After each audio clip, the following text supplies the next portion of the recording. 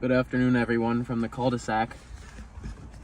As you all don't know, I recently moved to a cul-de-sac, as in the settling down area of the neighborhood. Whistling Diesel lives in a cul-de-sac. I live at the end of a cul-de-sac. For the last 6 months or so, I've been getting assorted HOA violations that come with, I guess it's complimentary of the cul-de-sac life. So one of these violations, a renter has been traveling at a high rate of speed through the neighborhood. So I called them and I was like, I literally have no clue what you're talking about. This is the house with like Skylines and Lamborghinis in front of it. I'm like, I have no clue what you're talking about. Like, did you clock me? Was someone radaring me? And they're like, no. And I was like, yeah, like my cars are just loud. I don't like accelerate. Like,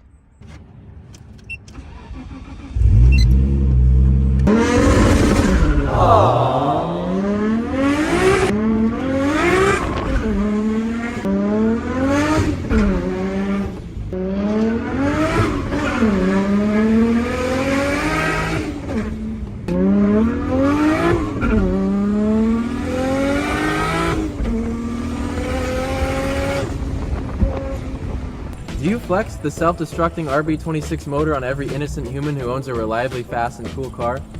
Yes, I would. Oh, hey, didn't see you there. Whistling Diesel. He got himself a JDM Halo car, and I guess it didn't go so hot for him. Let me take off my R33 GTR sunglasses, place them down in my Nismo catalog next to my Nismo RB26 ornament, and let me make sure the time is good on my Nismo clock. Allow me to set my broken piston on my broken camshaft, on my broken camshaft, on my broken camshaft, on my broken piston, on my broken camshaft, on my broken piston, on my broken piston, on my broken pistons and camshaft, on my broken block that's not here because I broke it, on top of my broken piston and broken camshaft, along with pieces of my broken camshaft and some other tiny things that are probably pieces from my broken pistons and camshaft from my broken R32. That's now fixed. I put $237,000 into it. So I'm excited. I'm excited because I have a new, brand new R32.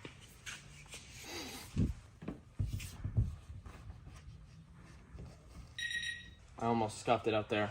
Last time you guys were here, in case anyone needs filled in on what's going on here, I didn't tell anyone, but I bought 2 R32 Skylines as a daily.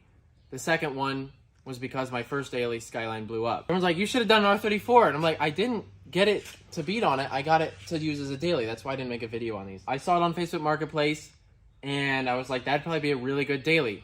And everyone's like, why would you buy an R32 as a daily? I don't know, because I want to be cool. So I bought an R32. Because those are cool, right? Because everyone says they're so cool and they're amazing cars. Because someone drove one in Fast and Furious one time, I guess. So I bought another one. Because my first amazing cool car blew up. My first one immediately blew the transmission. I was literally just driving down the road. I bought this car and I got about 10 minutes down the road. Let's say that this is my full movement of pedal. I was like right here. I was like 5% throttle. I gently fill up the fuel and I gently merge.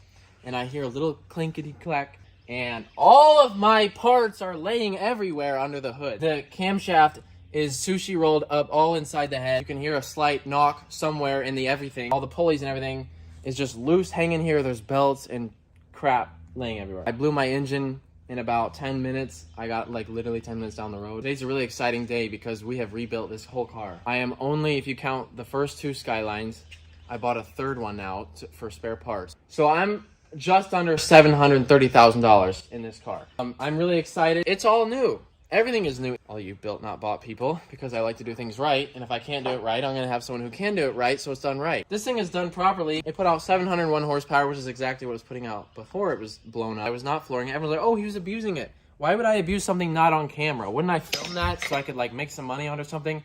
I'm sure I was just going to McDonald's to abuse my car that day just for fun.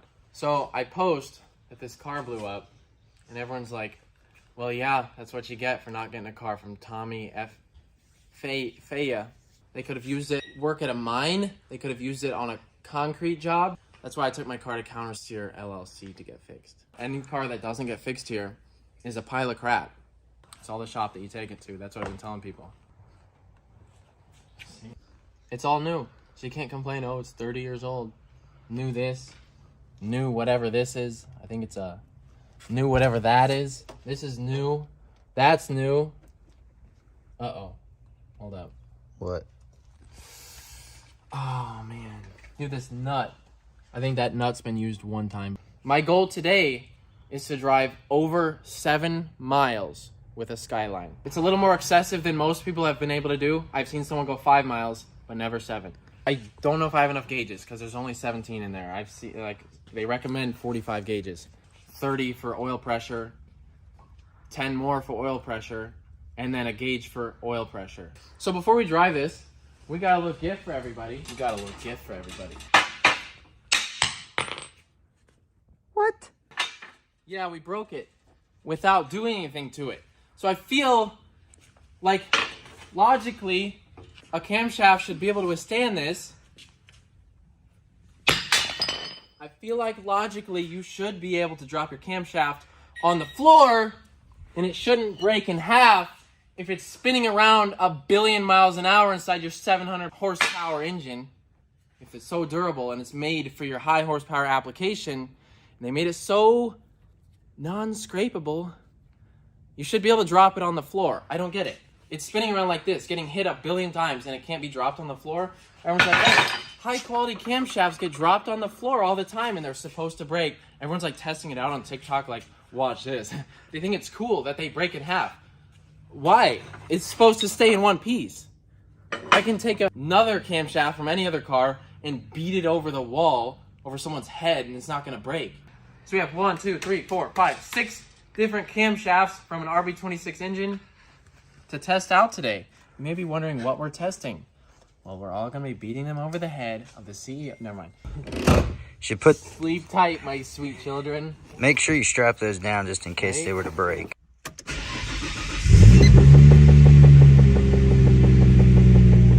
Cut that out, Seth.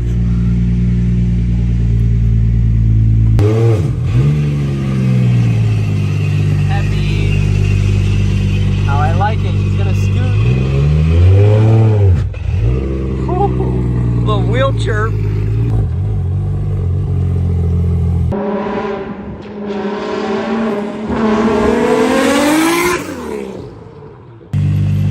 That sounds so good. That's like way better. You could hear. I want more of these, dude.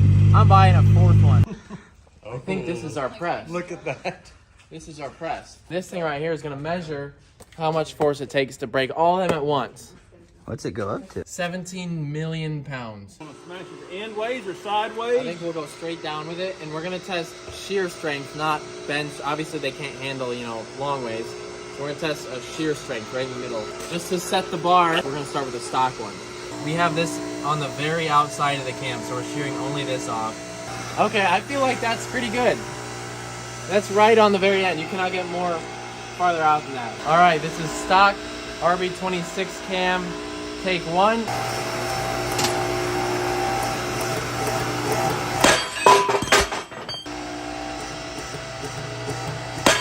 All right, so our stock cam broke at 6 tons. I know it broke here. It's not in a motor block, obviously, but we're gonna do every other one the same. So as long as we're over a couple tons, we can accurately measure it. If all the other brands break, that means that they're all garbage. All right, so this is Tomei cam, take 1.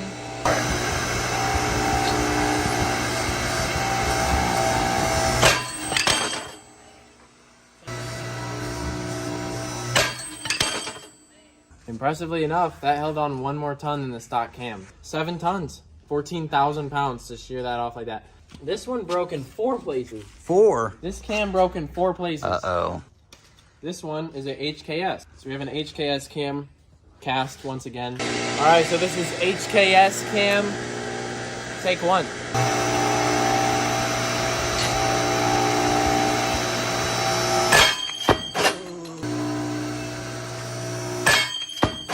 This one held up to just barely under 6. Like I said, it's not completely controlled, so I don't know what, if you could account for 500 pounds there, but this experiment is very controlled. Very. I think it's a Kelford cam.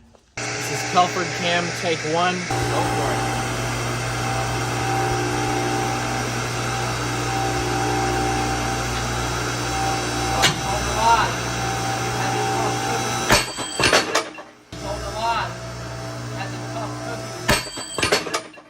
Okay, this one held 5.5 again. I'm seeing 6 tons is pretty standard for these. The Tomei actually held 7. We're up there. This is BC Cam test 1.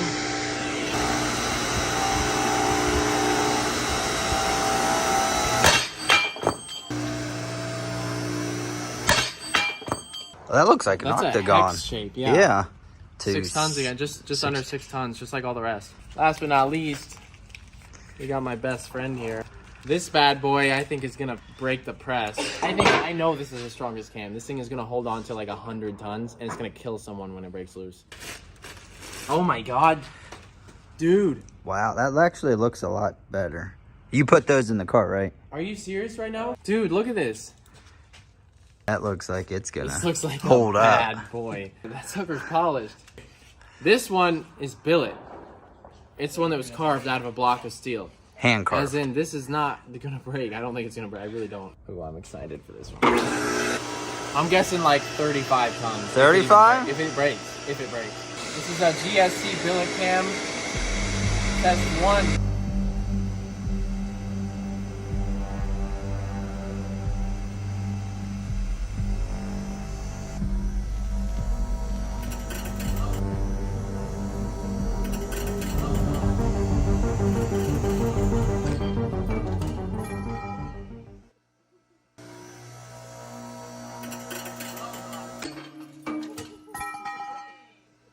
Dude, did it even break?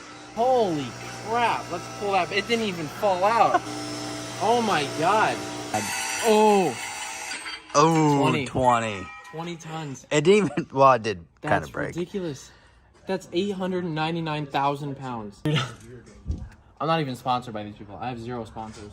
All I gotta say is that whatever brand this cam is, it's going in my car. My heater's moms could sit on that, it wouldn't even break. Don't buy another brand of cam, that's all I gotta say. If you wanna go the budget option and use that, I'm just saying with the cast cam, my personal experience was not positive. All 10 minutes of it. I'm keeping this. I'm gonna put that in my car. Dude, this is from that last cam, look at that.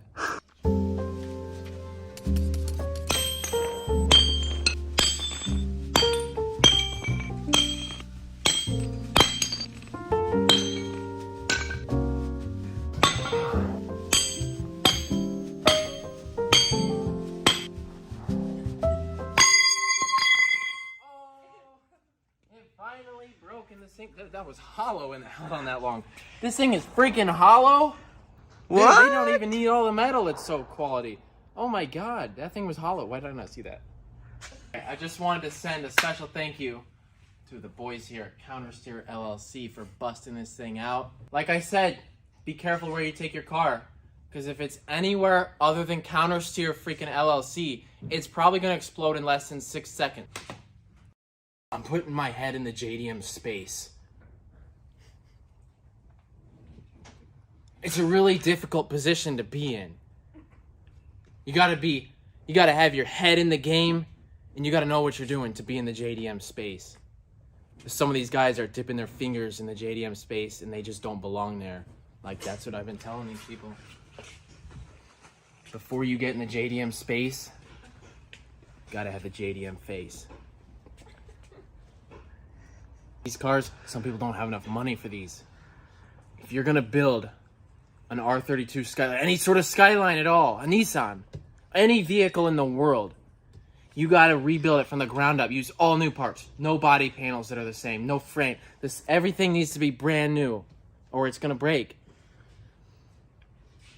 Get your head in the JDM space. Some of these guys can't hang, and they left because they couldn't hang. Yep. Now, before you guys go, you may have forgotten that we have one more Skyline to take care of. So I will see you all at the Atlantic Ocean.